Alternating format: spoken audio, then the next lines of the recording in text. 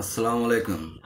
বাংলাদেশ জাসদ সৈয়দপুর উপজেলা শাখার পক্ষ থেকে নবগঠিত অন্তর্বর্তীকালীন সরকারের প্রধান উপদেষ্টা ও সকল উপদেষ্টাকে জানাই বাংলাদেশ জাসদের পক্ষ থেকে আন্তরিক অভিনন্দন ও শুভেচ্ছা, এবং তার সাথে ওনাদের প্রতি উদাত্ত আহ্বান জানাই অতিবিলম্বে সারা দেশ থেকে লুটতরাজ, অগ্নিসন্ত্রাস, দুর্নীতি, দখলদারি ও ভাঙচুর হিংসাকে সারা দেশ থেকে জিরো টলারেন্সে আনার জন্যে ওনাদের প্রতি উদাত্ত আহ্বান জানাচ্ছি, এবং সকল দেশবাসী প্রতি আহ্বান জানাচ্ছি এই অন্তর্বর্তী সরকারের নেতৃত্বে আমরা সকল দেশপ্রেমিক জনতা একযোগে সারা দেশ থেকে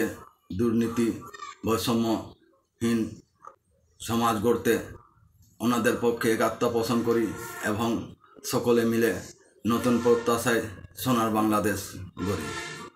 সকলকে ধন্যবাদ। আসসালামু আলাইকুম।